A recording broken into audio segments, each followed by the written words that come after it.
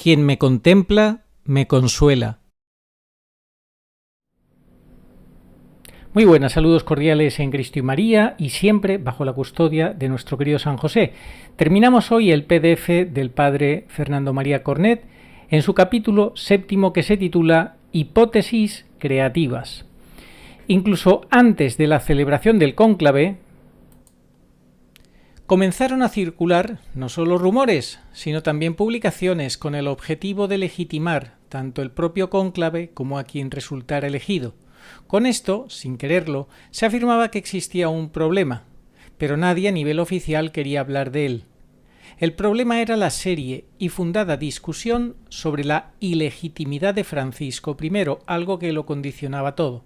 Así surgieron algunas, entre comillas, hipótesis, que hemos definido como, entre comillas, creativas, por el ingenio empleado para formularlas, al menos en algunos casos, con el único objetivo de que la gente aceptara, aunque fuera preventivamente, que el cónclave de 2025, que por diversas razones ya se prefiguraba claramente como nulo e inválido, sería en cambio absolutamente válido y daría origen no a un antipapa, sino a un verdadero pontífice, sucesor del bienaventurado apóstol Pedro, pero analicemos con más detalle algunas de estas hipótesis. Así pues, la gente no quería asumir, aceptar, o no ha querido, mejor dicho, no ha querido, porque ya estamos hablando del pasado, han pasado varios meses, no han querido aceptar la realidad del antipapado de Preboste, del cónclave nulo e inválido, también en 2025, y entonces han surgido unas hipótesis creativas, unas teorías muy imaginativas para justificar de una manera o de otra que sí, claro que sí, es papa, es válido y por esta razón o por aquella otra lo damos por bueno y es el papa, en este caso León XIV. Pues no, señores, es un antipapa, pero vamos a ver con cuánta imaginación han despachado el asunto y han justificado lo injustificable, así lo explica el padre Cornet. La primera, pues lo hace apelando al sínodo de Constanza en el siglo XV. El sínodo de Constanza en el siglo XV. Punto 7a. En esta hipótesis se intentó presentar, ya en los días previos al cónclave, una especie de comparación entre lo sucedido en el concilio de Constanza de 1414-1418 y nuestro tiempo. Entonces, tras años de cisma en Occidente y con incluso 3 papas, de los cuales uno era verdadero, Gregorio XII, quien abdicó, y los otros 2 eran antipapas, Benedicto XIII y Juan XXIII, quienes fueron depuestos. Los cardenales nombrados por los 3, entre comillas, pontífices se reunieron y entre muchas dificultades y también gracias a la decisiva intervención del emperador, finalmente eligieron por unanimidad a Martín V, quien se convirtió en el verdadero y legítimo pontífice, con el que puso fin a un periodo de terrible sufrimiento para la Iglesia. Fijaos, luego sí que tendríamos un verdadero papa con ese nombre, Juan XXIII. En resumen, la esencia de esta comparación es, de aquel cónclave con tantos falsos cardenales, finalmente emergió un verdadero papa. ¿No debería considerarse lo mismo ahora con los verdaderos cardenales, entre comillas, verdaderos cardenales, que entrarán, bueno, ya entraron, esto se escribió antes del cónclave, que entrarán al cónclave junto con los, entre comillas, cardenales bergoglianos? Hay muchas diferencias entre aquel episodio de 1417, cuando Martín V fue elegido, y nuestra época. De hecho, una cosa estaba clara para todos entonces, que había antipapas. No estaba tan claro cuál de los 3 era el verdadero. Hoy, sin embargo, seguimos fingiendo que no pasó nada, guardando silencio, desviando cualquier referencia al antipapado de Bergoglio. Hoy, oficialmente, el antipapado de Bergoglio no existe, pero su legitimidad cuenta con un fuerte respaldo y cualquiera que se atreva a cuestionarlo es severamente castigado. Precisamente por esta razón, ambas situaciones no son comparables. Una segunda diferencia, y no de poca importancia, es que en aquel entonces no existían las normas y leyes que tenemos hoy. En aquella época solían basarse principalmente en las decretales, una serie de decretos pontificios que siempre respondían a situaciones individuales, pero que, por lo tanto, indicaban el camino a seguir en casos similares y, en la opinión de teólogos y canonistas, quienes eran convocados ocasionalmente a expresarse en las más diversas situaciones. Recordemos que el primer código de derecho canónico, con el que se alcanzó un objetivo de altísimo valor en el sistema canónico, se publicó en 1917 y fue reformado en 1983, encontrándose actualmente en vigor. Además, un texto como la Universi Dominici Gregis, que regula en detalle todo el período de la sede vacante, las condiciones para ser elector, la convocatoria y posteriormente la celebración de un cónclave, es de 1996. En aquel entonces hicieron lo mejor que pudieron con lo disponible, incluso gracias a la intervención imperial, pero tal intervención no sería aceptable con las normas actuales, donde hoy no podemos actuar como si las normas y leyes a nuestra disposición no existieran, y para estas normas y leyes, como hemos demostrado en las primeras partes de esta obra, un falso cónclave no puede generar un verdadero pontífice. Así pues, ya vemos que por más que intenten justificarlo con esta situación del pasado, no es comparable. Vamos con el segundo punto, 7b, adhesión pacífica y universal para justificar que León XIV, según ellos, sí es papa. Pues dice así: esta hipótesis teológica se invocó con frecuencia durante buena parte del pontificado de Francisco I para acallar los rumores que hablaban de irregularidades en el cónclave de 2013, que habrían anulado la elección del cardenal Bergoglio, y ahora se vuelve a plantear casi como si dijera: en resumen, no importa lo que ocurrió antes y durante e incluso después del cónclave, porque si hoy la Iglesia lo acepta como papa, significa que lo es. Así fue Francisco I y ahora lo será con León XIV.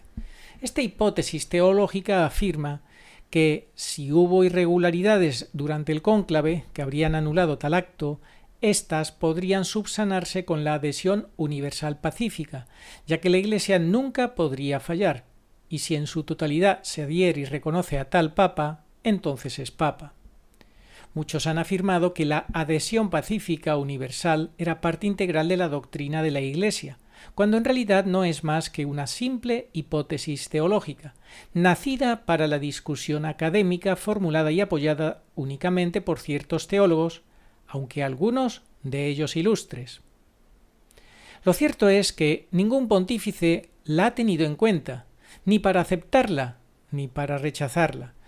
Está completamente ausente de todo documento oficial del magisterio directo de los papas y de todo documento emitido por los dicasterios romanos con el refrendo del pontífice. Simplemente no existe.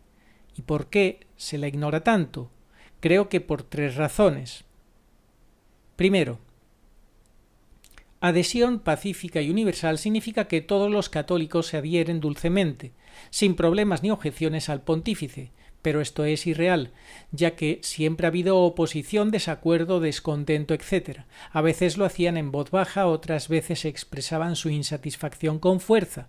A veces eran los príncipes cristianos quienes planteaban los problemas, otras veces, en cambio, eran los simples fieles. En algunos casos eran las familias nobles las que se oponían en la lucha por el trono de Pedro, en otros solo los cardenales de diferente orientación política o de diferentes naciones.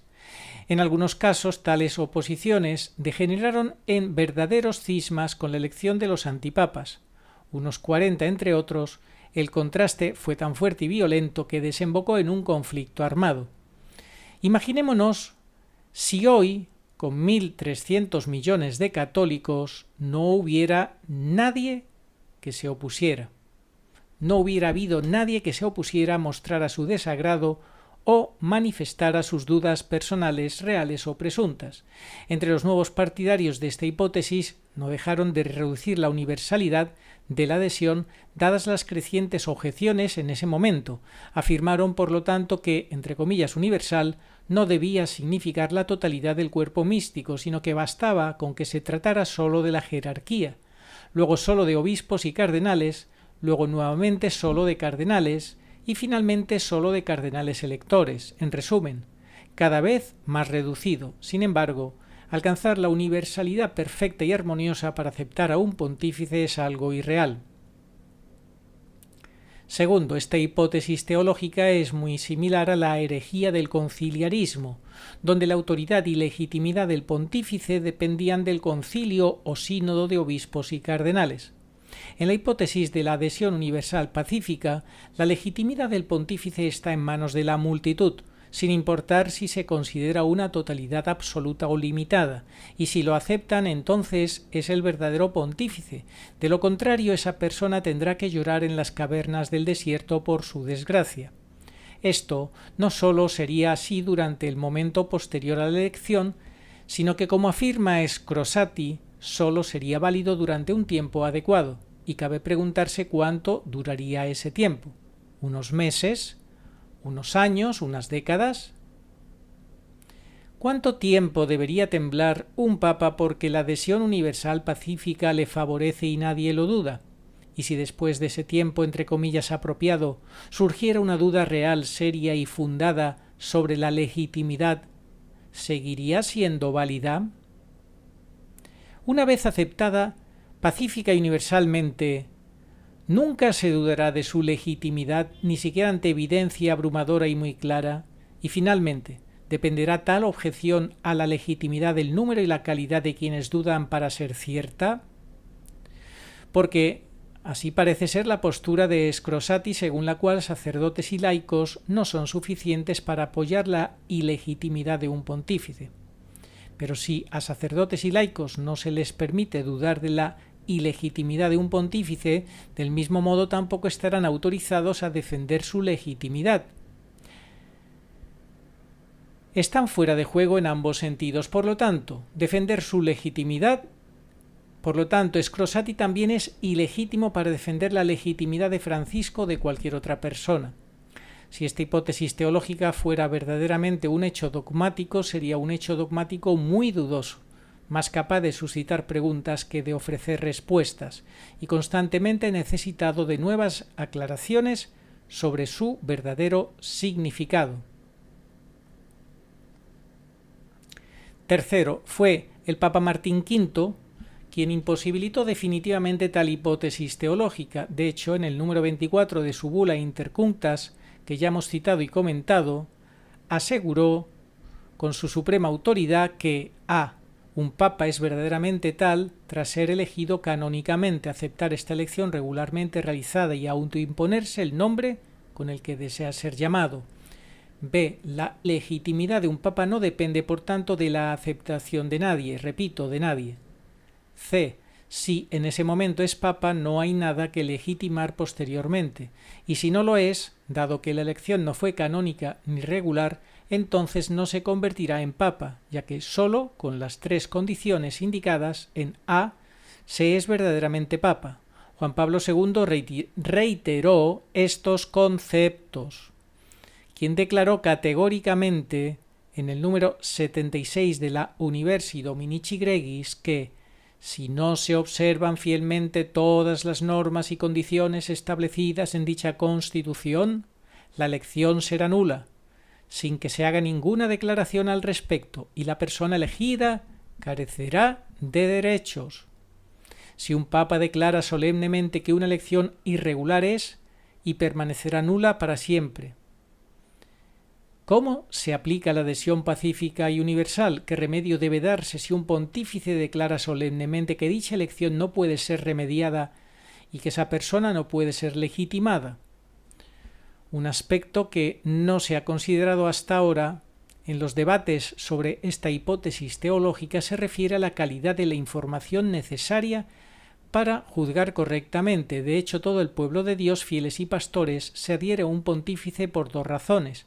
La primera, porque es un acto de fe necesario para aceptar el papado, y la segunda porque se ha afirmado que el verdadero y legítimo pontífice es precisamente él. Ahora bien, ¿cómo se debe juzgar una adhesión universal pacífica en la que los fieles y la propia jerarquía han sido víctimas de engaños, falsificaciones, mentiras constantes y pura propaganda falsa sobre quién es realmente el pontífice o sobre cómo se sentó en el trono de Pedro? ¿Seguirían adhiriéndose con tanta dulzura, serenidad, paz y universalidad a él, si supieran que, por ejemplo, probablemente nunca recibió el diaconado y con ello ha cuestionado la validez de sus ordenaciones sacerdotales y episcopales, llegando al papado quizás sin siquiera ser diácono? ¿Qué harían si supieran que su predecesor, por ejemplo, no estaba muerto ni había abdicado realmente al convocarse el cónclave? ¿Qué harían si, por ejemplo, supieran que durante el cónclave violaron las disposiciones establecidas por Juan Pablo II y que por lo tanto todo es nulo e inválido, absolutamente incurable, no subsanable? ¿Qué harían si, por ejemplo, se enteraran de todos los falsos testimonios dados por diversas personas para apoyar la legitimidad de aquel, aun sabiendo que esos falsos testigos eran claramente conscientes de dar fe de la falsedad? ¿Qué harían, por ejemplo, si supieran de pruebas falsas creadas ad hoc para afirmar su legitimidad? ¿Qué harían, por ejemplo, si por casualidad supieran que algunos documentos oficiales han sido manipulados, otros desaparecidos y quizás destruidos, documentos que pondrían en tela de juicio la legitimidad e idoneidad de aquel? En efecto, ¿cómo se debe juzgar una adhesión pacífica y universal que no fue ni verdaderamente pacífica ni universal? La verdad engendra odio, por esto algunos, para no incurrir en el odio de los demás, echan sobre su boca el manto del silencio. Si predicaran la verdad tal como es y la misma verdad lo exige y la divina escritura abiertamente lo impone, ellos incurrirían en el odio de las personas mundanas. Jamás se debe dejar de decir la verdad a una costa de provocar escándalo. San Antonio de Padua. Pues ya lo veis, muchas preguntas con una única respuesta, y es que no cuela. Eso de pacífica y universal, la aceptación universal y pacífica, no cuela por muchos motivos.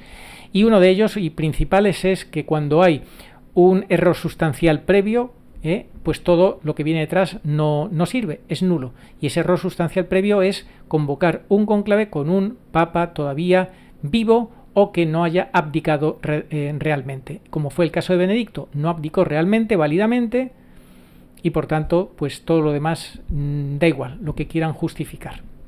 Vamos con el tercer punto, séptimo C, voces del más allá.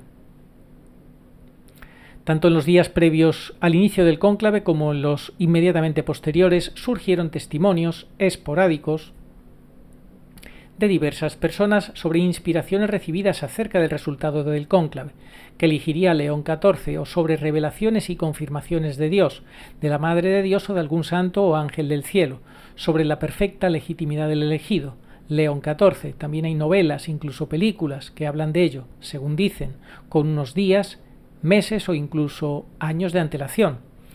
Pues bien, en realidad hay infinidad de novelas de todas las tendencias, terror, detectives, melodramas, etc., y numerosos artículos de diversos géneros teológicos, filosóficos, literarios, etc., en los que aparece la figura de un papa después del entonces reinante con uno de los nombres que en el último siglo habían usado los pontífices: Gregorio XVII, Juan XXIV, Pablo VII, Pío XIII, Juan Pablo III e incluso Benedicto XVII y Francisco II no faltaban.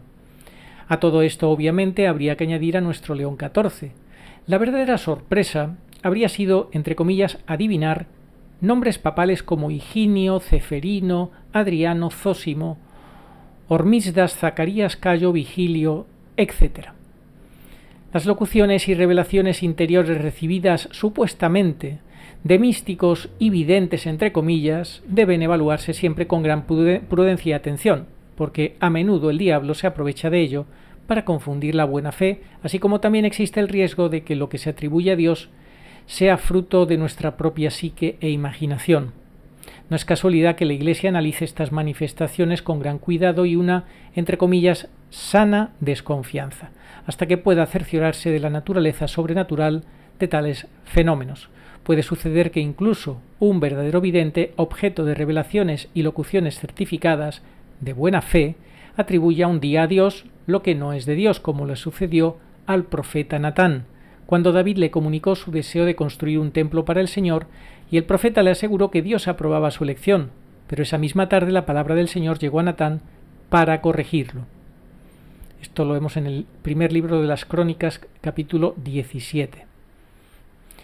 En este sentido, existen numerosos indicios de que la propia Virgen en La Salet, Francia, en Fátima, Portugal, en Quito, Ecuador, en Civitavecchia, cerca de Roma, en Akita, Japón, también en España, en Garabandal, en Umbe y en el Escorial, Prado Nuevo, y posteriormente la beata Ana Catalina Emmerich, San Juan Bosco, San Francisco de Asís, la mística María Julia Jaeni, la estigmatizada Sor Patrocinio, el padre Stefano Gobi y varios otros nos han advertido sobre este periodo y sobre el cumplimiento del número 675 del Catecismo de la Iglesia Católica. En ese número 675 se habla de una gran y última prueba que la Iglesia tendrá que sufrir y que consistirá en la mayor impostura religiosa. En Fátima, en el tercer secreto, Nuestra Señora advirtió sobre la apostasía en la Iglesia y la usurpación del trono petrino, algo que el Papa León XIII también vislumbró en aquella famosa visión que lo llevó a redactar la súplica a San Miguel Arcángel para ser recitada al final de la Santa Misa. La estigmatizada hermana Patrocinio vio dos leones enfrentados, uno con la señal de la cruz en la frente y el otro convertido en serpiente, con el triunfo final del verdadero león sobre el diablo. Nuestra Señora de la Salet afirmó que Roma perdería la fe y se convertiría en la sede del Anticristo. La beata Emmerich presenció la destrucción de la Iglesia que los enemigos infiltrados estaban llevando a cabo, y al mismo tiempo la construcción de una nueva iglesia por parte de los masones, a los que llamaba los demoledores. En las revelaciones de la Madre de Dios en Quito en el siglo XVI se habla a menudo de la obra destructiva que los masones, incluso con este término se les identifica, habrían llevado a cabo en el siglo XX. En Garabandal, al morir Juan XXIII, Nuestra Señora anunció a una de las niñas videntes que solo quedaban 3 papas legítimos, y luego declaró que en realidad eran 4, pero que no tomaría en cuenta uno porque su reinado sería demasiado breve, como ocurrió con Juan Pablo I, mientras que los otros eran 3, Pablo VI, Juan Pablo II y Benedicto XVI. Por lo tanto, el último pontífice legítimo, pues ya lo vemos. ¿Quién es, verdad? Benedicto, claro. Incluso en la lista profética de San Malaquías, el Papa Benedicto XVI sería el último antes de la Gran Tribulación. La mística francesa estigmatizada María Julie Jaeni, el 29 de septiembre de 1882, profetizó lo siguiente: la Iglesia tendrá su sede vacante durante muchos meses. Habrá 2 antipapas consecutivos que reinarán sobre la Santa Sede durante todo este período. Habrá 2 antipapas consecutivos. Bueno, pues nada, ahí lo vemos. El Seráfico de Asís también anunció la usurpación del trono de Petrino y que este hombre no elegido canónicamente desataría numerosas tribulaciones y persecuciones contra los verdaderos fieles. Para ese terrible tiempo de tribulación, don Bosco indicó la auxiliadora y la Eucaristía como refugio seguro. Asimismo, en Umbe, donde la Purísima Virgen María, venerada, anuncia la importancia de la Eucaristía, que será un refugio seguro en las tormentas. Revela también al falso Papa, un hombre injusto y violento porque viola el derecho canónico, básicamente, aunque también por su carácter, ¿no? Pero viola el derecho, lo viola todo, el orden, ¿no? Que ni siquiera podrá bendecir al pueblo en nombre de Dios, un falso papa sin sacerdocio, se pregunta el padre Cornet, y que el verdadero papa será entregado a la Iglesia solo después del aviso, un evento del que también se habló en Medjugorje y en otros lugares. Bueno, ese falso papa al que se refiere la Virgen en Umbe, que es Bergoglio, y que es injusto y violento, se extiende en la persona, en la figura de Preboste, en todo el antipapado, toda la impostura. Abarca todo un periodo. En Umbe, la vidente Felisa Sistiaga vio que las llaves de San Pedro estaban en manos de la Virgen y que ella las entregaría a Pedro Romano. Incluso, bueno, esto es una interpretación, no es exactamente que se dijera así en Umbe.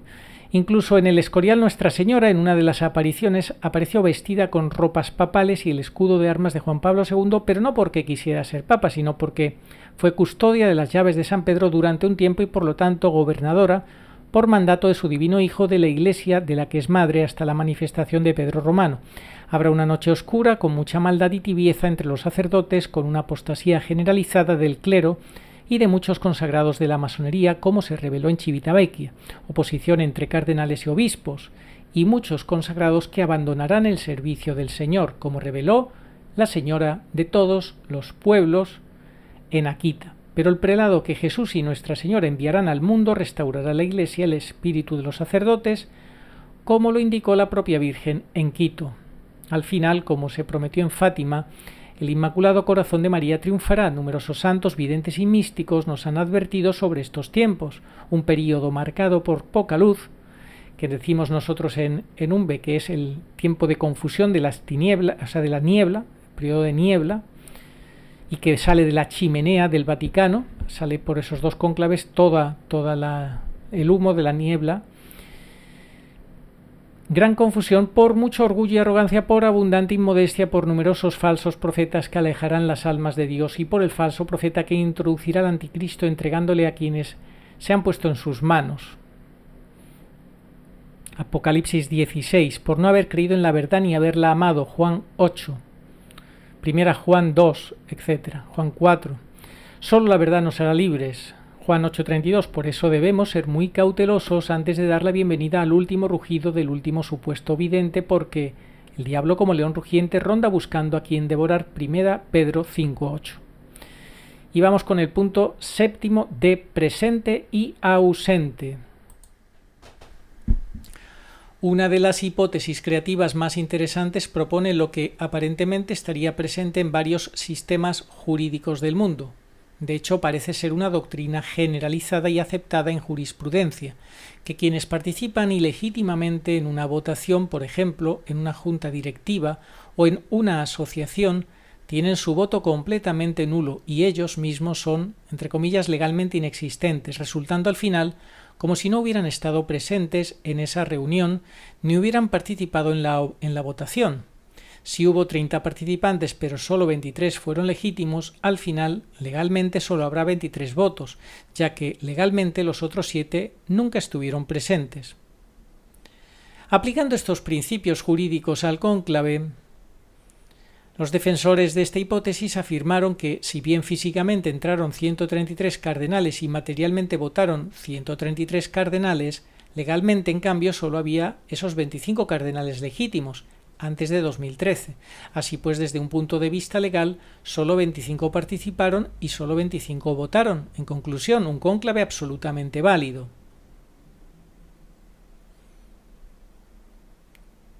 Quien me planteó esta hipótesis es un reconocido jurista de renombre internacional, profesor de Derecho con numerosas publicaciones, y no tengo motivos para dudar de lo afirmado respecto a los sistemas jurídicos de muchos países. Al no ser jurista, desconozco si esto también tiene correspondencia en la jurisprudencia italiana. Sin embargo, una cosa podemos afirmar de inmediato: esta consideración no está presente en el sistema jurídico eclesiástico y, por lo tanto, dicho razonamiento no puede aplicarse en absoluto en la Iglesia. De hecho, según el canon 169 del Código de Derecho Canónico y los números 33 y 76 de la Constitución Apostólica Universi Dominici Gregis del Papa Juan Pablo II, textos ya citados y comentados en esta obra, la presencia y participación activa durante una elección y por lo tanto también en un cónclave, incluso de una sola persona que no tenga derecho a estar presente, invalida no solo su voto, sino toda la elección. Y todo esto sin tener en cuenta que la ausencia en el cónclave de 2025 de más de un tercio de los cardenales con derecho a voto, de conformidad con el canon 166.3, ya invalidaba dicha elección por la propia ley. Séptimo es salvación divina. Es bien conocida la máxima cristiana que afirma Dios escribe recto o derecho incluso en renglones torcidos, con la que se pretende señalar cómo el Señor sabe obtener resultados positivos sin verse condicionado por las dificultades terrenales y temporales, a veces incluso por la perversidad humana. A esto se suma el hecho de que Dios sabe cómo obtener el bien incluso del mal. Ciertamente estas son verdades que no deben olvidarse ni descuidarse de ninguna manera, solo que aquí no pueden aplicarse como algunos quisieran.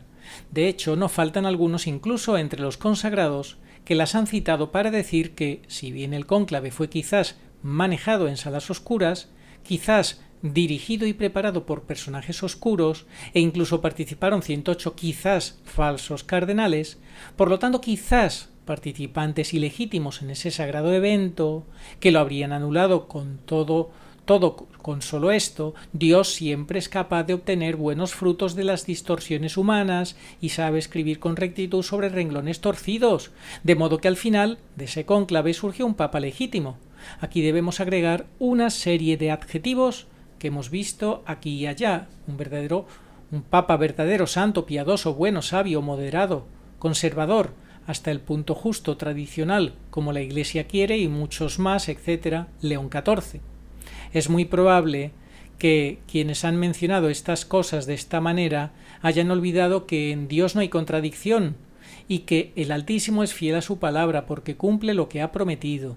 ¿Cómo se aplica esto a nuestro caso? Nuestro Señor le dijo al apóstol Pedro: todo lo que ates en la tierra quedará atado en el cielo, y todo lo que desates en la tierra quedará desatado en el cielo.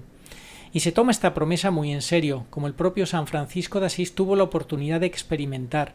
El seráfico padre, de hecho, había obtenido del Señor el don de la indulgencia plenaria para todo aquel que pasara por la puerta de la pequeña iglesia de la Porciúncula, pero fue nuestro Señor mismo quien le dijo a San Francisco que tenía que acudir al Papa de todos modos y pedirla, y sólo entonces, si el pontífice consentía, se le concedería.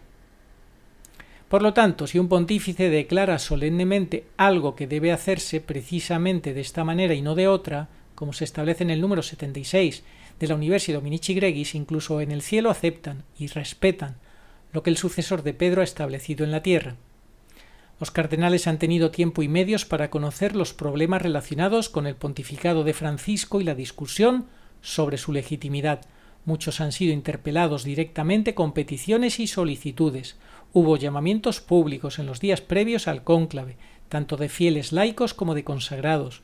Bastantes cardenales eran expertos en derecho canónico y, sin embargo, actuaron así, porque así lo decidieron libre y voluntariamente.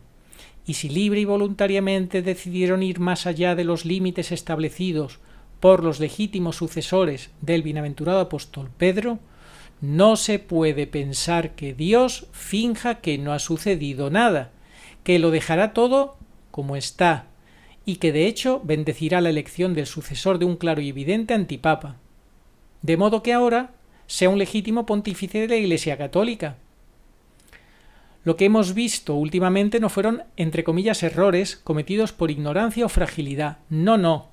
Quizás podría decirse lo mismo de buena parte de lo ocurrido en 2013, pero luego las circunstancias cambiaron, la verdad emergió con mayor claridad, y ninguno de los cardenales quiso someter el problema explícitamente a todo el colegio.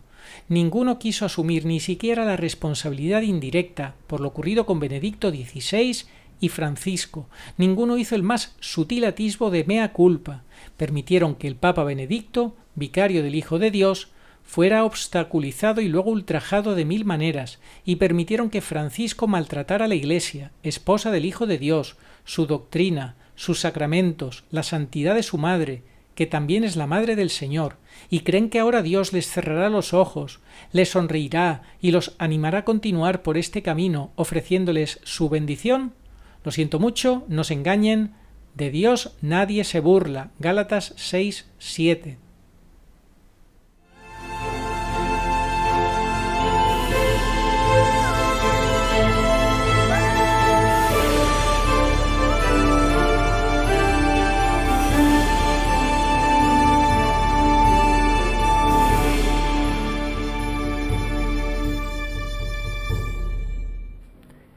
Seguimos, punto 7f, legítimo hasta la declaración oficial.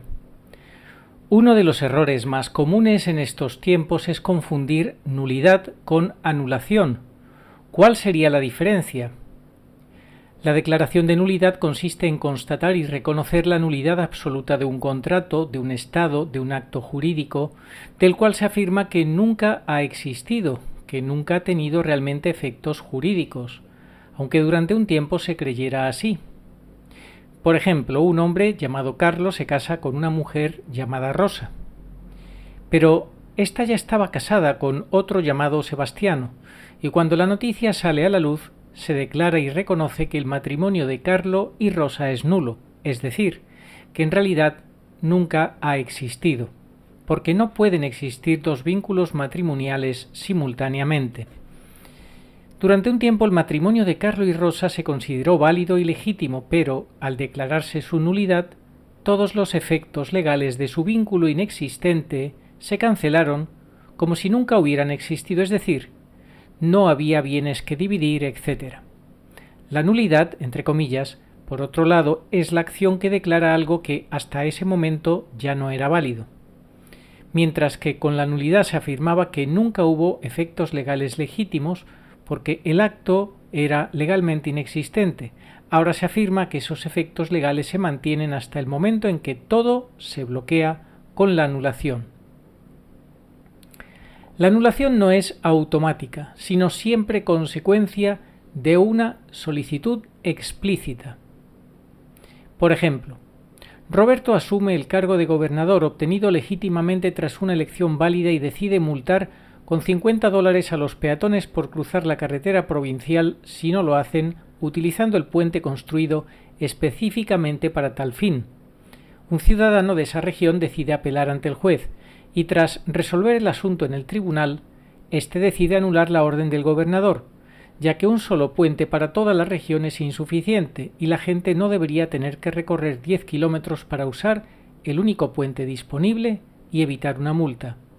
En la resolución del juez se explica que corresponde al gobernador decidir lo que ha decidido.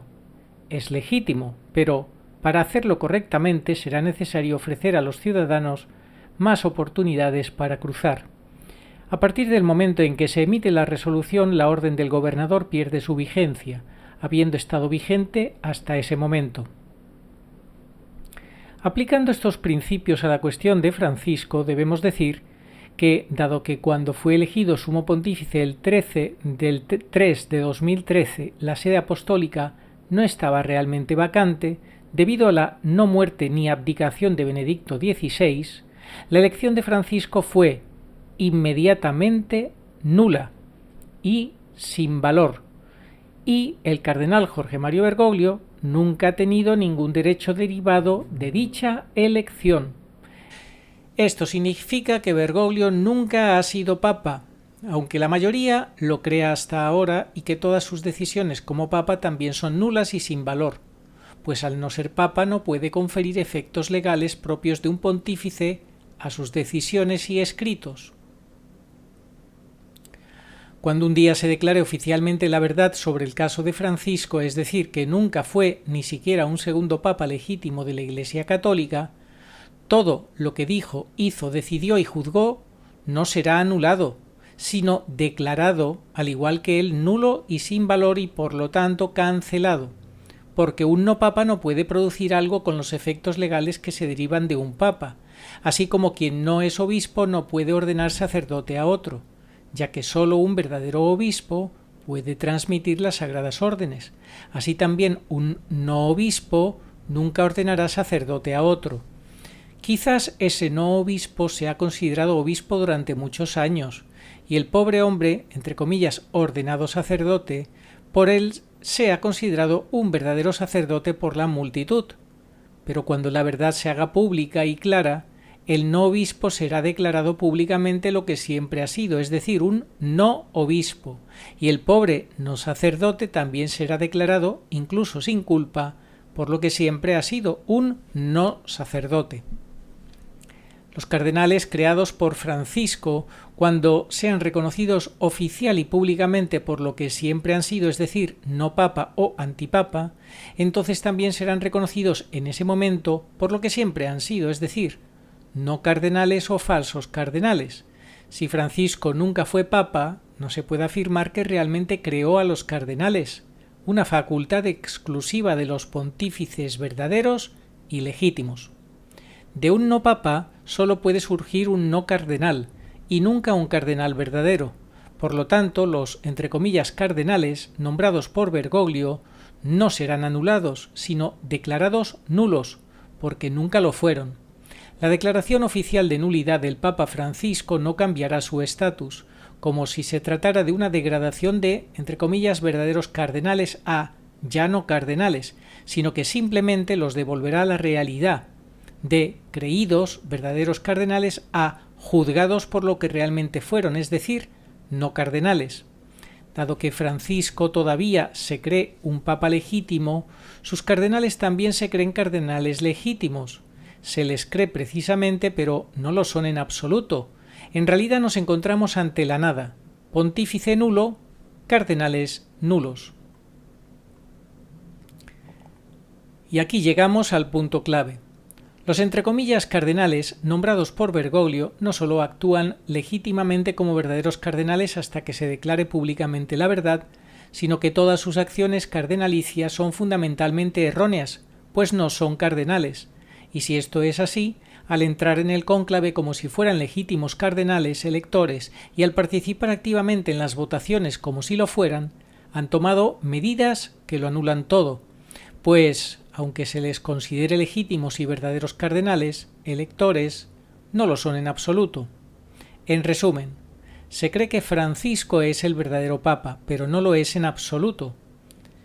Bueno, y si no que se lo pregunten a León, que nada más salir al balcón empezó a hablar maravillas del Papa Francisco, el Papa Francisco, el Papa Francisco, cuando él bien sabe que no es papa. Se cree que sus cardenales son verdaderos cardenales, pero no lo son en absoluto. El cónclave de 2025 se considera válido, pero dado que los no cardenales bergoglianos entraron y participaron activamente en él, es en realidad absolutamente nulo, y la persona elegida en tales condiciones queda privada de cualquier derecho derivado de ese acto nulo. Así pues, León XIV, aunque el 99.9% de los católicos considera que es un verdadero papa, no lo es en absoluto. Las cosas son así, no porque yo ni nadie más lo haya dicho. La diferencia entre nulidad y anulación, como ya hemos dicho o hemos visto, radica en que para anular se necesita una sentencia de autoridad, mientras que para la nulidad se necesita una declaración de realidad, esa cruda realidad a la que tantos se oponen. Francisco no es papa porque yo lo diga. Francisco no es papa porque yo lo diga, sino porque los acontecimientos ocurridos entre febrero y marzo de 2013 significaron que su elección fue nula e inválida. Presencié esos acontecimientos, los relaté y los demostré, pero como no tengo autoridad en la Iglesia, no soy juez ni cardenal, mis afirmaciones y declaraciones carecen de efecto legal, aunque sean verdaderas y reflejen fielmente la realidad. No puedo anular nada, y si declaro que fue nulo, aunque sea cierto, no tendrá efecto legal. Para que mis conclusiones sean verdaderas, deben concordar con la realidad. Para que tengan efecto legal, debo tener autoridad. Sin embargo, al no tener autoridad, puedo decir la verdad y comunicar a todos, demostrando así las cosas, el status quo. Cuando un día quienes verdaderamente tienen la autoridad intervengan conforme a las leyes, entonces constatarán la realidad y declararán la verdad.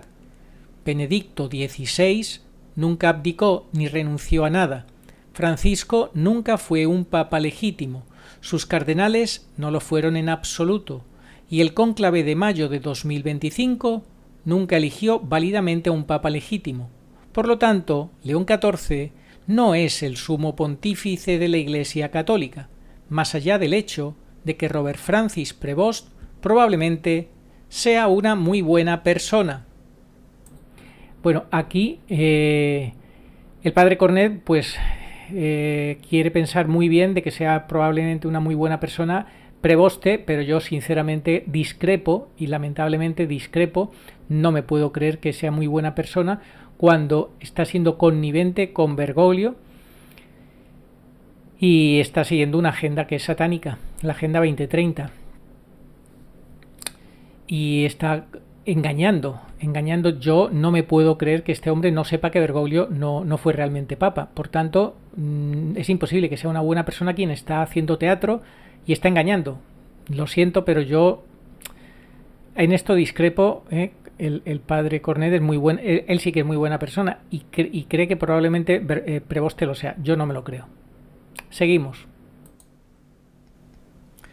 Un último punto sobre esto. El futuro pontífice verdadero y legítimo tendrá que decidir si retomar y qué retomar del periodo en que hubo antipapas, porque sin duda habrá habido algo bueno. Por ejemplo, Francisco estableció, entre comillas, que en cada plegaria eucarística se nombrara explícitamente a San José, lo que correspondía al deseo de Juan XXIII al introducir el nombre del Santo Patriarca en el canon. Sin embargo, en aquel entonces solo existía una plegaria eucarística, el canon romano, mientras que con el Novus Ordo existen varias. Por lo tanto, la orden de nombrar e invocar al Santo Patriarca en todos ellos es más que acertada. Podemos decir lo mismo de la celebración litúrgica de María Madre de la Iglesia, establecida por Francisco como memoria obligatoria el lunes después de Pentecostés. Este título fue anunciado por el Papa Pablo VI durante el Concilio Vaticano II, quien deseaba que toda la Iglesia honrara e invocara a aquella que dio al mundo el Salvador.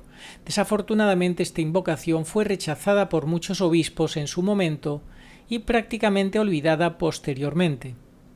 Por lo tanto, es más que justo que se reactive esta iniciativa. Finalmente habrá algún cardenal nombrado por Bergoglio, lo de cardenal entre comillas, que sea verdaderamente bueno, virtuoso, justo y sabio. ¿Dónde podría el verdadero y legítimo pontífice asumir estas cosas y con su autoridad de verdadero pontífice introducirlas oficialmente en la vida y la disciplina de la Iglesia? Lo mismo ocurre con los, entre comillas, cardenales, que no serían confirmados, sino acogidos y verdaderamente nombrados ahora por un verdadero pontífice, porque nada de lo que un antipapa ha dicho o hecho tiene verdadero valor ni autoridad pontificia, pero puede contener elementos de verdad y justicia que valdrán la pena redimir y que serán propuestos a la Iglesia por un verdadero papa con su legítima autoridad pontificia. Bueno, vamos al punto séptimo G, el doble cónclave. En los últimos tiempos ha cobrado fuerza entre algunos la afirmación de que en el cónclave de 2025 habría en realidad un doble cónclave, entre comillas, incluso identificado con las pintorescas expresiones conclavetto y conclavone. ¿Qué habría sucedido?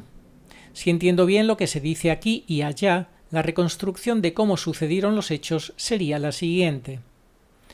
Dado que existía la dificultad para que todo fuera legítimo de los 108 cardenales, entre comillas, falsos, durante el cónclave, cuando el famoso extra omnes, que significa todos fuera, ya se había pronunciado, en la noche de apertura se habría producido una especie de, entre comillas, votación falsa, para hacer creer al pueblo que se había celebrado la primera votación, cuando en realidad se había dado una larga explicación a los cardenales allí reunidos de que Francisco era un antipapa, o al menos era muy probable que lo hubiera sido, y que por lo tanto la presencia de esos 108 cardenales en la Capilla Sixtina corría el riesgo de comprometerlo todo y la Iglesia necesitaba un papa legítimo.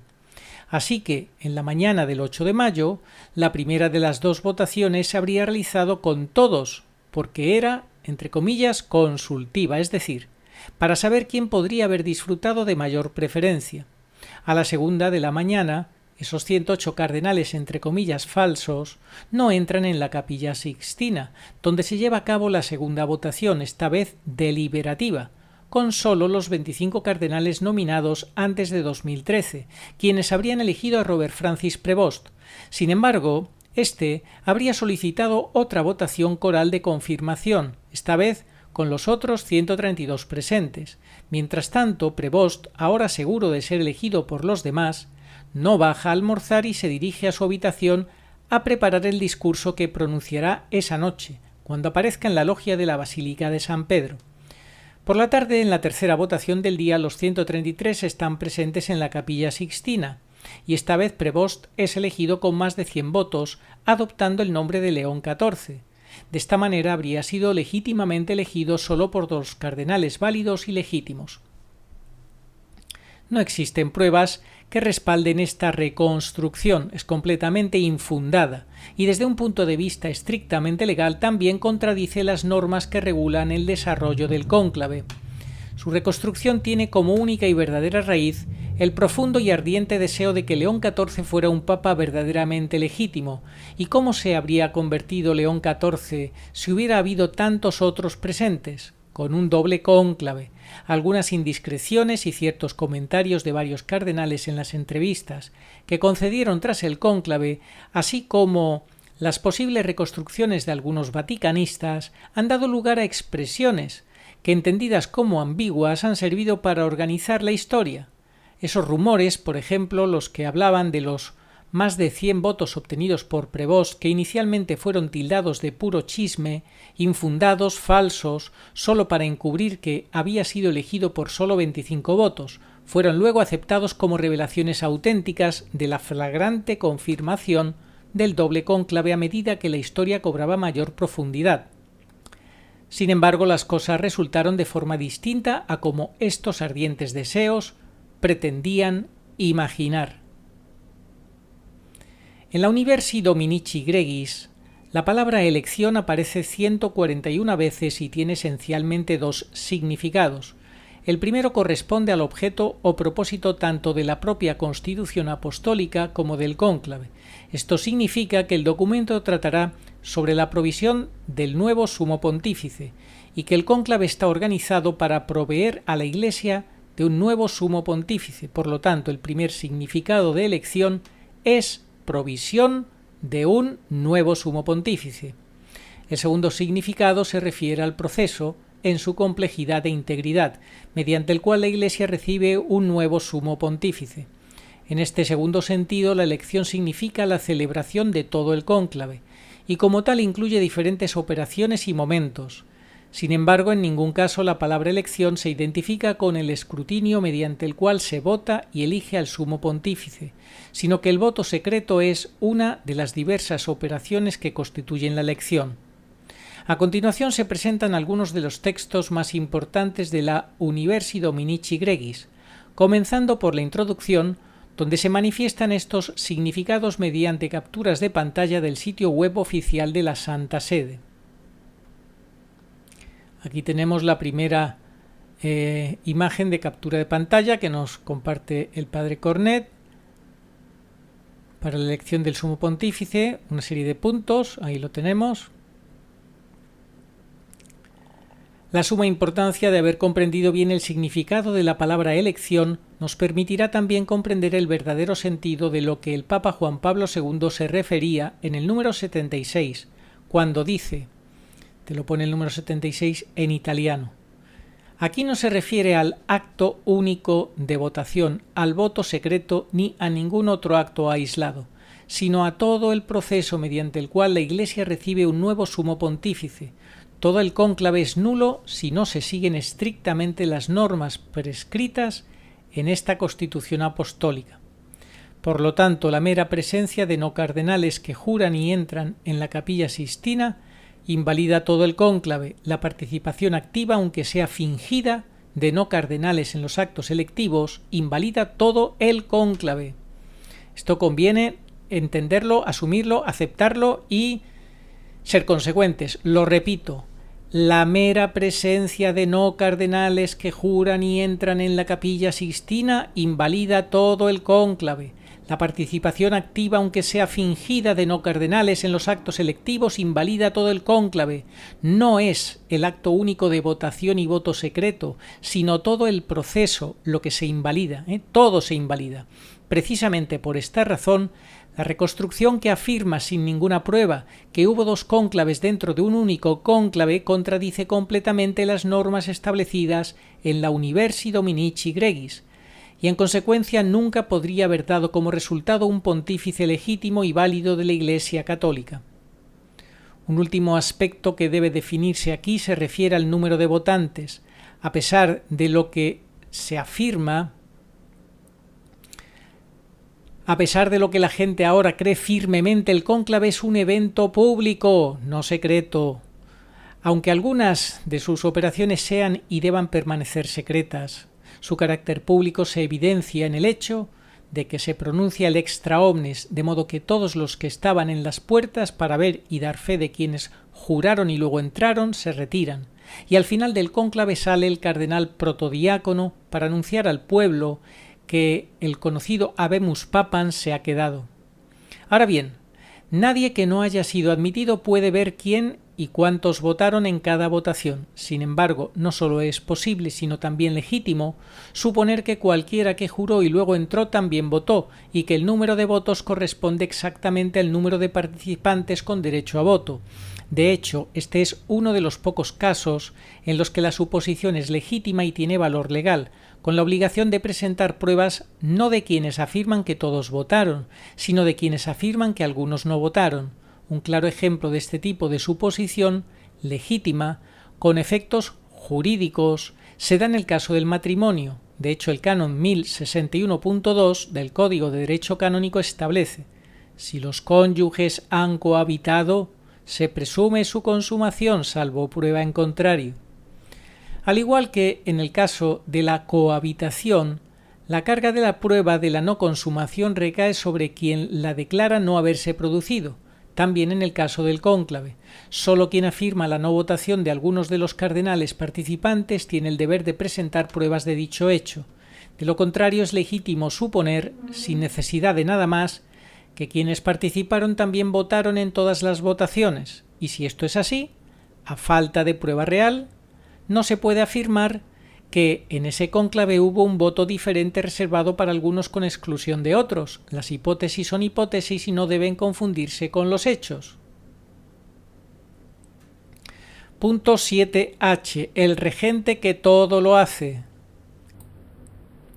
Ahora venimos aquí con esta historia del regente. Esta historia del regente es verdaderamente bien fantasiosa y que no resuelve nada, sino que confunde más, veréis.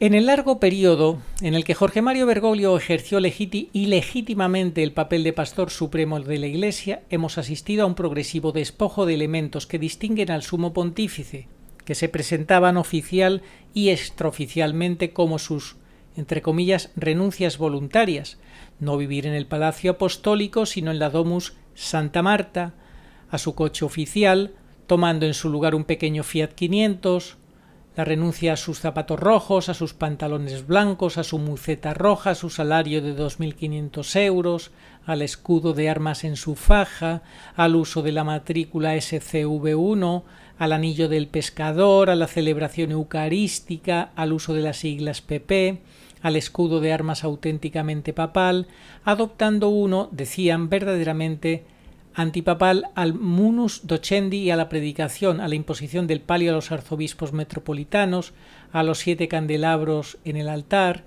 al cuello blanco y la faja alrededor de la cintura y finalmente la propia sotana blanca.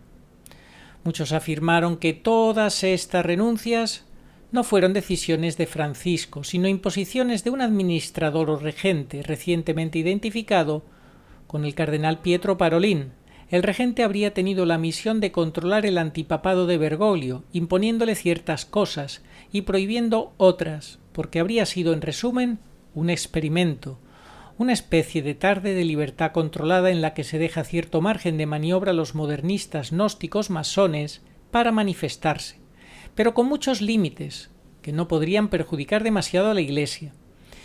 Y por si fuera poco, habría sido tarea del regente gestionar el cónclave de 2025, mejor dicho, el doble cónclave para la elección de León XIV y así iniciar la restauración. Bueno, y todo esto como si Parolin no fuera un masón también, en fin. La figura del regente para quienes apoyan esta reconstrucción se convierte en la única explicación posible de todas estas, entre comillas, renuncias en el período bergogliano. De hecho, para ellos las renuncias mismas son la prueba de la existencia e implementación del regente, pero quizás las cosas podrían ser un poco diferentes al final. La cuestión del regente, de hecho, no es más que una simple hipótesis, no un hecho, ni siquiera la única hipótesis posible para explicar ciertos hechos. De hecho, los hechos presentados como prueba de la existencia e implementación del regente no son realmente pruebas, porque son solo hechos que podrían explicarse de diferentes maneras, y no de una sola, y si un hecho puede explicarse de diferentes maneras, entonces no se puede esperar que la explicación elegida sea excluyente, será solo una hipótesis, a veces quizás mejor que las demás, pero no más que una entre muchas. Por ejemplo, el 13 de marzo del año 2013, tan pronto como Bergoglio fue elegido, acudió como de costumbre a la Sala de las Lágrimas para vestirse con la túnica papal, y como de costumbre alguien lo ayudó a quitarse la sotana negra o roja, y los demás elementos del hábito cardenalicio, y aprobarse una de las sotanas blancas. Siempre hay varias con diferentes medidas, porque no se sabe de antemano si el recién elegido será alto o bajo, delgado o gordo, etc. Según diversos testimonios, cuando el asistente acercó la muceta roja con la estola roja a Bergoglio, éste la rechazó, como también rechazó los zapatos rojos, mientras le decía «no, se acabó el carnaval», o palabras muy similares. Y en ese momento, ¿dónde estaba el regente? Dado que se afirma categóricamente que fue el regente quien le impidió usar la muceta y los zapatos rojos, quizás Parolín, de Venezuela, donde entonces era nuncio, dio la orden a Bergoglio de no usarlos. Como se puede ver, podría haber una explicación alternativa a la del regente. Un segundo ejemplo, mucho se ha hablado de la prohibición que recibió Francisco de celebrar misa en los últimos años de su vida, pero es importante recordar que es bien conocida y documentada la, entre comillas, molestia que Francisco tenía por la Eucaristía, una especie de tibieza que en tiempos lejanos ya lo había llevado, invocando prudencia, a limitar mucho la difusión del milagro eucarístico ocurrido en Buenos Aires cuando era arzobispo allí, decidiendo incluso empapelar la hostia del milagro para que no fuera visible para nadie, y la gente se concentrara no en el milagro sino en Jesús.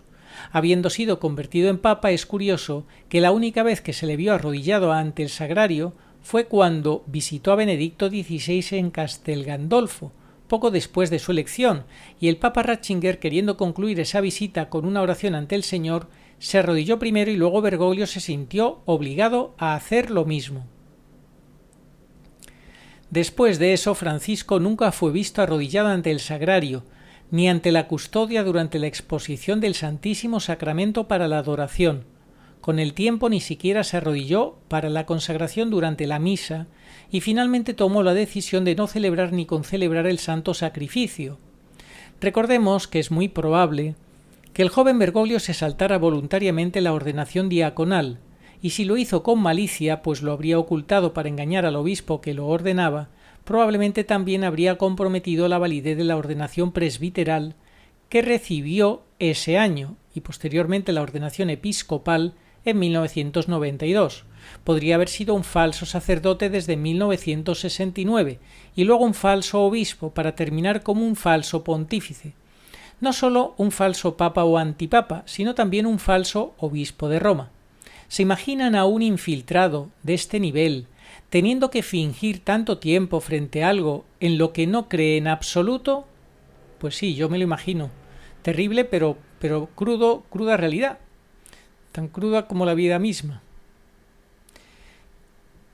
Llega un punto en el que ya no se es indiferente, pero se empieza a sentir primero cierta molestia y decepción, luego un profundo aburrimiento, luego un odio interno lacerante, luego un rechazo cada vez más evidente, incluso náuseas y asco, llegando finalmente al odio manifiesto. Este es el camino probablemente seguido por Bergoglio, sintiéndose ahora muy seguro e intocable, de hecho, inexpugnable en la cima de la Iglesia, mostró su verdadero rostro como no creyente, o al menos como alguien que no amaba la Eucaristía. Dejó de celebrar porque probablemente ya no soportaba al Señor y no necesariamente porque un regente se lo hubiera prohibido. Uno se pregunta ¿por qué nadie atribuyó al regente la prohibición de que Bergoglio se arrodillara ante el Señor en la Eucaristía, un gesto absolutamente ausente en Francisco el Pontífice? Porque así es como comienza el descenso a la abstención total del sacramento. Un tercer ejemplo se encuentra en una declaración reciente de alguien que afirma que en la lista de impedimentos del regente a Francisco también figuraría el uso del acrónimo PP junto a su nombre, como bien sabemos, exclusivo del pontífice reinante y cuyo significado es Pater Patrum o, para otros, Pontifex Pontificorum o Pastor Pastorum. De hecho, esta ausencia es notable en las cartas que Francisco envió a los fieles de todo el mundo, incluyéndome a mí. Tengo una similar de 2015 con su firma sin las siglas, y también fue su petición explícita. Aquí también habría habido una prohibición por parte del regente que en la lápida solo figurara Franciscus, sin nada más, incluso sin PP. Lo que me sorprende es cómo un regente tan solícito y astuto pudo ignorar, tolerar o incluso permitir que en las Acta Apostolicae Sedis, AAS, siempre figurara y desde el principio junto al nombre papal de Francisco también el acrónimo PP. A continuación se muestran algunas capturas de pantalla de la AAS donde se puede apreciar la presencia de este acrónimo, incluso en el sello. O sea que en toda su vida, ahí lo tenemos, esa captura de pantalla, Acta Francisci PP, en toda su vida firmó solo Franciscus, sin PP, sin Pastor Pastorum, Pontifex Pontificum, y sin embargo, a última hora sí, ¿verdad? Qué cosas, ¿no? Ahí están esas capturas de pantalla. En cuanto al acrónimo PP, es evidente que su ausencia solo se produce en ciertos documentos y es una decisión de Francisco, ya que el rígido protocolo de la Santa Sede para las publicaciones oficiales no comete errores y permite que estas siglas estén presentes en los 138 volúmenes de las AAS que conciernen al Papa Bergoglio, disponibles hasta la fecha en línea en el sitio web del Vaticano. Sin embargo, muchas de estas renuncias son resultado de decisiones populistas y pauperistas de Francisco, más que de un regente vigilante e inflexible que controlaba al antipapa. El verdadero obstáculo que Francisco encontró durante su reinado fue Benedicto XVI, el catejón, claro. Incluso después de su muerte, el papa alemán siguió siendo una fuente de tormento interno para el argentino y un verdadero límite para sus iniciativas pastorales, entre comillas, lo de iniciativas pastorales. De hecho, el único capaz de haber dispuesto ciertas cosas, por ejemplo la bandera sin su escudo para la elección de Bergoglio, para que se llevaran a cabo o de haber bloqueado de alguna manera la publicación de ciertos documentos perjudiciales para la fe y la moral católicas, por ejemplo el que habría contemplado la abolición del celibato y el permiso para ordenar a hombres casados, o el otro con la admisión de mujeres al diaconado, fue el Papa Ratzinger. Otras de estas renuncias se pueden explicar perfecta y coherentemente sin forzarlas con el populismo típicamente peronista de Bergoglio. Por ejemplo, aparentar ser extremadamente pobre yendo a Santa Marta y usando el coche pequeño, no cobrar el salario de 2.500 euros, etc. Si ya sabemos que eso era un modus operandi de Bergoglio, el aparentar, la hipocresía. A veces pienso que detrás de todas estas, entre comillas, renuncias llevadas a cabo sistemáticamente a lo largo de 12 años, hay un origen sobrenatural, o podemos decir preternatural. De hecho, fue alrededor de 1820 cuando, dentro de la masonería, surgió el plan de infiltrarse en la Iglesia para un día, aunque fuera muy lejos, alcanzar la cúspide y tomar posesión de ella, transformándola así en algo más acorde con el credo masónico, que recordemos es profundamente gnóstico, incluso satánico. Hemos documentado cuidadosamente cómo se llevó a cabo ese plan durante casi 200 años, hasta la llegada de Jorge Mario Bergoglio en 2013. El gnosticismo e incluso el satanismo no dejaron de manifestarse durante el reinado de Francisco, y no es casualidad. ¿Qué hizo Francisco? Poco a poco se despojó de toda referencia a la dignidad pontificia, a la identidad sacerdotal, a lo sagrado, a lo divino. Vació progresivamente el papado hasta convertirlo en algo completamente distinto. Dejó de ser el vicario de Cristo, dejó de ser la autoridad suprema de la Iglesia, para no confirmar a los católicos en la fe. Dejó de ser el puente supremo entre lo humano y lo divino, entre el tiempo y la eternidad. No, nada más que todo esto. Unos días antes de partir de este mundo, Francisco apareció en la Basílica de San Pedro sin ningún elemento sagrado, ni vestimentas sacerdotales, ni signo pontificio, completamente desprovisto de cualquier indicio de ser papa o obispo o al menos sacerdote o persona consagrada, y en su desnudez fue a rezar ante la tumba de San Pío X. Decía entonces porque Francisco era muy devoto del Papa Sarto. ¿Coincidencia? En absoluto.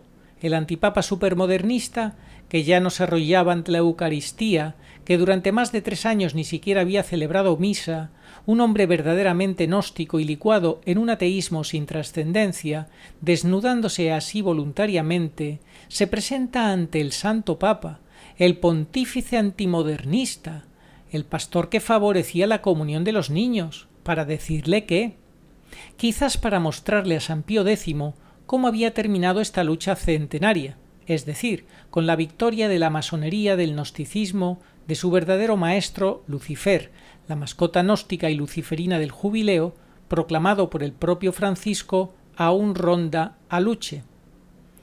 Y para mostrarle a qué se había reducido el papado, solo que la lucha no había terminado allí y tampoco terminaría así. Si no hay regente para todo esto, menos aún para ese hipotético doble cónclave que éste habría organizado y gestionado para que se previera silenciosamente, sin causar escándalo entre los fieles y sobre todo sin que ningún cardenal tuviera que admitir haberse equivocado con el casus Bergogliensis, un papa verdadero, legítimo y auténticamente moderado. En este sentido, los dobles deseos que el cardenal Re, decano del Sacro Colegio, dirigió al cardenal Parolin durante la misa antes de comenzar el cónclave no deben interpretarse necesariamente como se sugirió, como dobles porque habría dos cónclaves, es decir, un deseo para cada cónclave. Quién sabe por cuántas razones diferentes se le podría haber ofrecido un doble deseo a Parolin en ese momento, quizás porque a. tenía que presidir ese cónclave, más b. por la posibilidad de ser elegido pontífice, o bien a. porque debía presidir el cónclave, más b. porque en esos días celebraba el 45 aniversario de su ordenación sacerdotal, o bien a. porque podía ser elegido papa, como se decía cada vez con más insistencia, y b. porque pocos días antes había celebrado 45 años de sacerdocio y el cardenal Re acababa de enterarse. En fin, también aquí podría haber muchas hipótesis, y si pudiera haber muchas, no se entiende por qué se quiere forzar la interpretación de forma unidireccional, dando espacio exclusivamente a una figura, la del regente, que no está en la ordenanza canónica para la Santa Sede impedida, y del que no hay ni una sola prueba decisiva y definitiva de su existencia real, y todo esto sin tener en cuenta que, según se recuerda, él todavía estaría determinando las elecciones del Papa León XIV, que en realidad no serían las suyas, sino las del regente, para ir dejando poco a poco claro que el Papa Prevost sería legítimo incluso si oficialmente, pero solo por ahora, se demostrara ser un antipapa.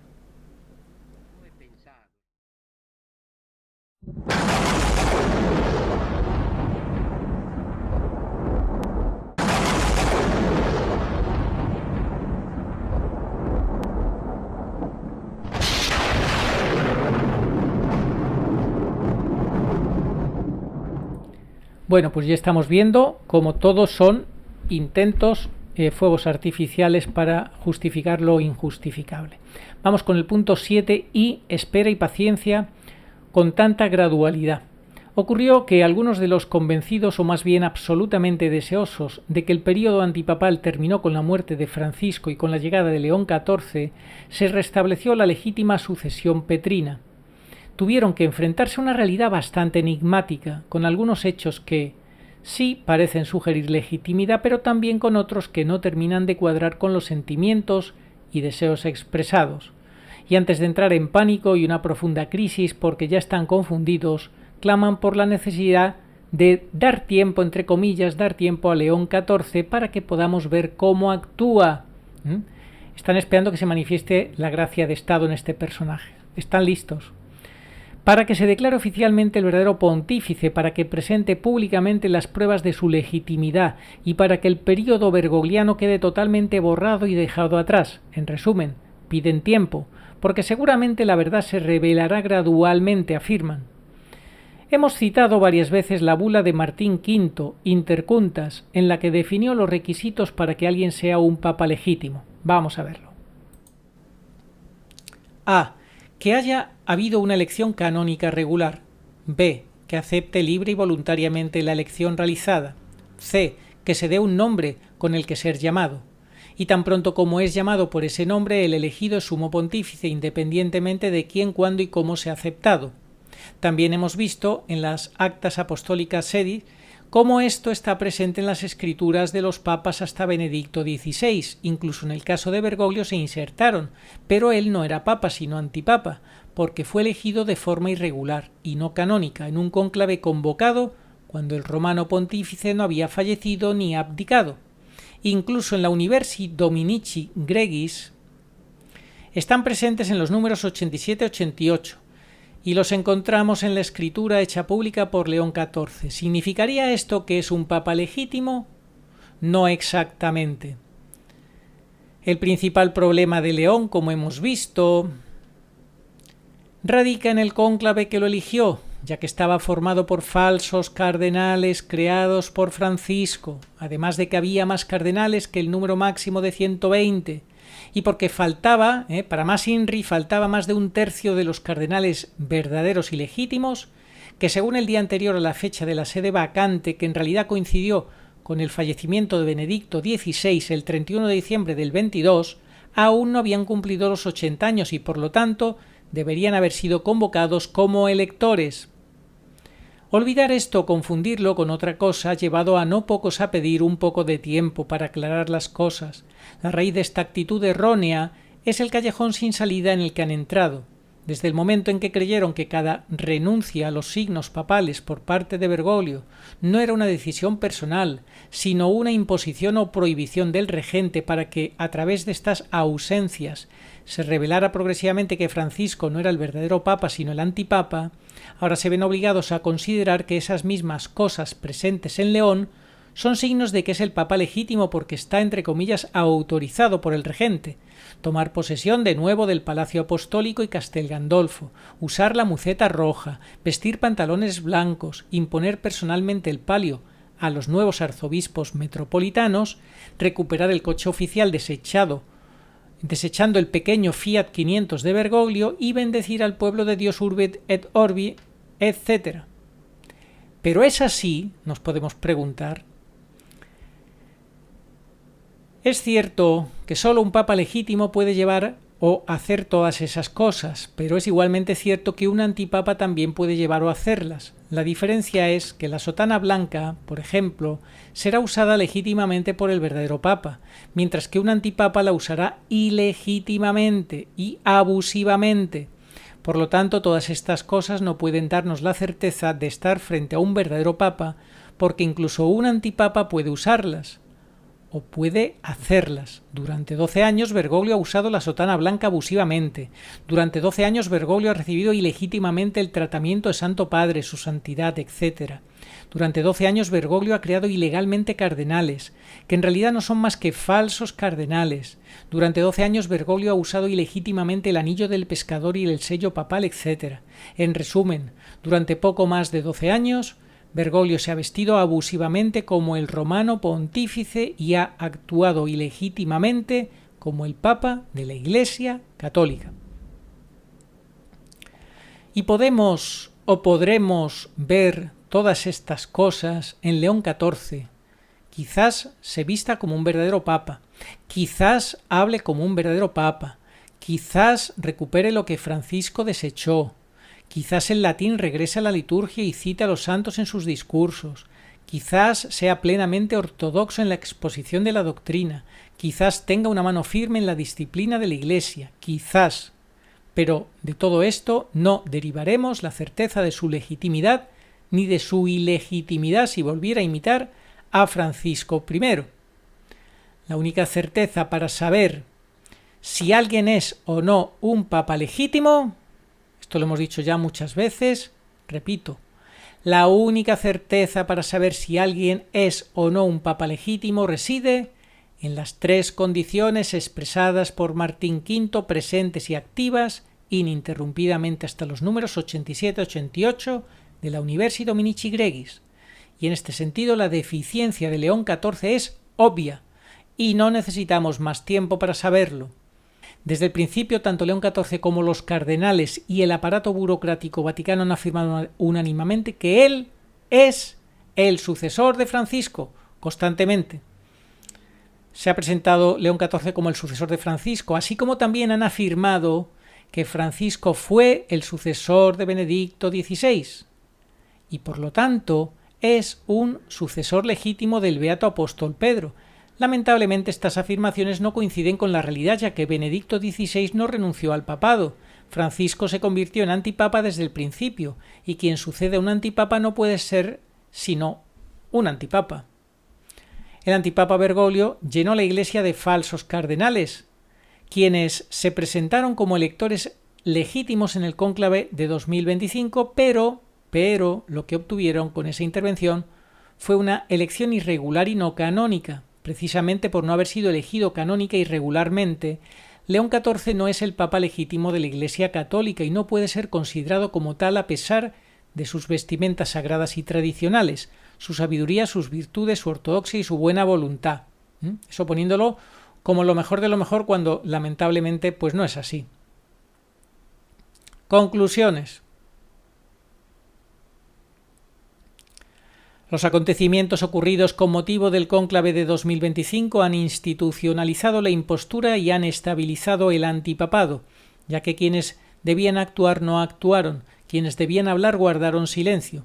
Solo se priorizó evitar el escándalo de descubrir la usurpación del trono de Pedro y querer superar la inminente crisis que amenazaba con estallar entre los sectores tradicionalista y progresista tras las miserias sufridas en los últimos 12 años. Como podemos ver, la verdad les importa un comino, no les importa la verdad. Estamos con la cátedra de la verdad tomada por el padre de la mentira. Esta es la realidad. Sin embargo, la verdad no fue considerada en absoluto ni se respetó la justicia. La ilegalidad aún reina con supremacía y la Iglesia de Jesucristo sigue siendo víctima de la ocupación de enemigos. Alberga en su seno infiltrados, que ni siguen ni obedecen al único Señor verdadero, sino que trabajan con ferviente solicitud a favor del príncipe de este mundo. En lo que a mí respecta, no puedo callar lo que he visto y oído, no puedo callar con la mirada puesta en otro lugar esperando tener o volver a tener algún mísero consuelo temporal y humano. La verdad genera odio, por eso algunos, para no incurrir en el odio de los demás, se cubren la boca con el manto del silencio. Nunca hay que dejar de decir la verdad, aunque esto cause escándalo, dice San Antonio de Padua. Y la verdad es precisamente esta. Benedicto XVI nunca ha abdicado. Francisco ha sido un antipapa desde el primer momento y León XIV también resultó serlo. Robert Francis Prevost no está para asuntos relacionados con su pasado, ya sea real o presunto, como la participación en el encubrimiento de pederastas o la colaboración con el nuevo orden mundial para la promoción de la nefasta, entre comillas, VA y lo que viene luego, la Q y la N y la A, contra lo que pasó en el 2020, eso que acaba en 19, u otras cosas, que sin embargo carecen de relevancia a la hora de determinar la validez y legitimidad de un romano pontífice. No es el legítimo sucesor de San Pedro, porque no es el legítimo sucesor de Benedicto XVI, y no lo es porque el cónclave en el que fue elegido estuvo contaminado por la presencia y participación activa de falsos cardenales, es decir, aquellos creados por Francisco, así como por la ausencia de más de un tercio de los verdaderos y legítimos cardenales electores, que no tuvieron posibilidad de estar allí por ser víctimas de la narrativa oficial sobre la legitimidad de Jorge Mario Bergoglio. El incumplimiento de las leyes eclesiásticas han significado que hoy alguien, entre comillas, reina sin las llaves de Pedro, sin el munus petrino. Y aunque lo que se afirma en estas páginas no tiene efecto legal, es decir, no depone a nadie ni restituye nada en absoluto, esto no significa que lo aquí expuesto sea contrario a la verdad. Francisco y su sucesor León XIV no son pontífices legítimos, aunque no lo haya dicho yo, precisamente porque no se ajustan a las leyes de la Iglesia, a pesar de lo que casi todo el mundo cree. Bueno, esta traducción no está bien, aunque lo haya dicho yo, quiere decir yo. Bueno, ya sabéis que las traducciones son imperfectas, debéis de acudir al original en italiano. Lo dejamos en un link en la descripción del vídeo y en los comentarios. ¿Cuándo se encontrarán la misericordia y la verdad, la justicia y la paz se besarán? Salmo 85:11. Esperemos que sea pronto. Mientras tanto, la Iglesia no está destruida, no está perdida, no ha sido derrotada, solo está herida, sangrando y gimiendo, invocando a su esposo, médico y medicina, para que la libere de sus enemigos, alivie su dolor y le devuelva la salud perfecta. Pero hay de aquellos que han clamado contra el Señor de señores. No queremos que éste reine sobre nosotros, Lucas 19:14, porque él pronto regresará y dará a cada uno lo que merece. Si bien existen cardenales legítimos, siempre podemos esperar que intervengan y devuelvan a la Iglesia, como es su deber, un pontífice verdadero y legítimo, conforme a las leyes eclesiásticas. Probablemente no lo harán, dando así paso al cumplimiento de numerosas profecías y advertencias que Nuestra Señora nos ha dejado en las numerosas apariciones de estos últimos 5 siglos.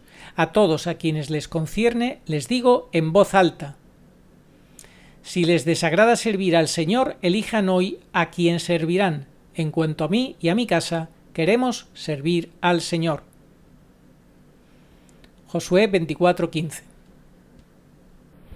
Y con esto termina el padre Cornet este trabajo, este PDF magnífico con estos 7 puntos, donde ha explicado sobradamente por qué los cónclaves de 2013 y 2025 fueron nulos e inválidos, dieron como consecuencia, dieron paso a 2 antipapas: Bergoglio, Francisco, antipapa Francisco, y Preboste, antipapa León XIV. 2 infiltrados, 2 desvergonzados, 2 enemigos de la Iglesia que, aunque no quieran, no pueden evitar servir a Dios y a los planes de Dios.